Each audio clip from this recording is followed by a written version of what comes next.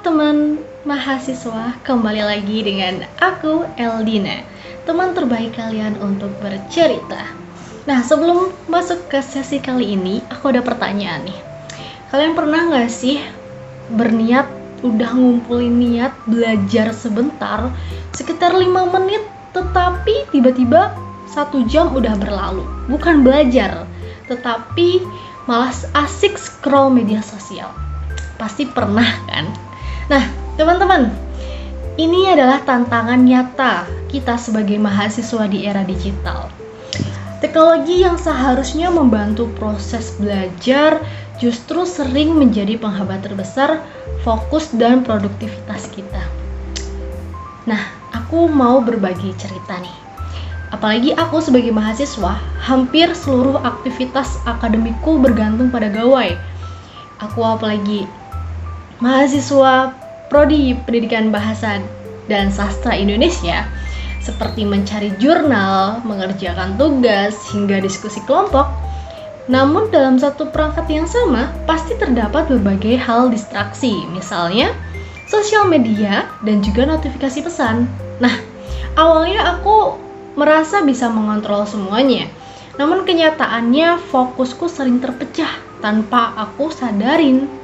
Nah, dari pengalamanku, aku menyadari ada 3 tantangan utama kita sebagai mahasiswa di era digital. Nah, tantangannya apa? Yang pertama, distraksi digital yang halus tetapi berdampak besar.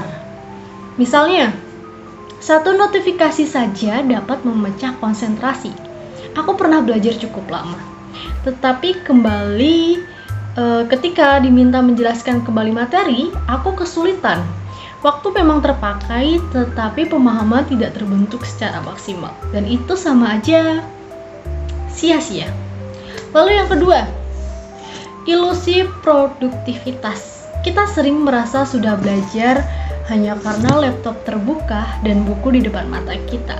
Padahal pikiran kita sibuk berpindah dari satu aplikasi ke aplikasi lainnya. Aku sendiri pernah mengerjakan tugas sambil membuka media sosial.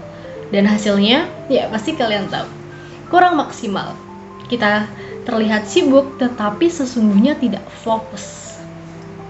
Lalu yang terakhir, yang ketiga, menurunnya disiplin dan daya konsentrasi. Nah, ini dampak yang paling besar menurutku.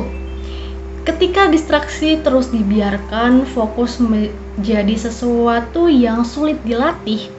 Jika hal ini terus terjadi, bukan hanya prestasi akademik yang berdampak, tetapi juga kebiasaan belajar dan cara berpikir kita sebagai mahasiswa. Tapi, tantangan ini bukan tanpa solusi. Saya mulai melakukan langkah sederhana. Misalnya, mematikan notifikasi saat belajar, menentukan waktu khusus untuk membuka media sosial, serta membagi waktu belajar dalam durasi pendek tetapi fokus. Perlahan tapi pasti, aku merasakan perubahannya. Belajar menjadi lebih efektif dan tentunya terarah. Dari pengalamanku ini, aku menyadari teknologi bukan musuh mahasiswa. Masalahnya bukan pada teknologinya, melainkan pada cara kita menggunakannya.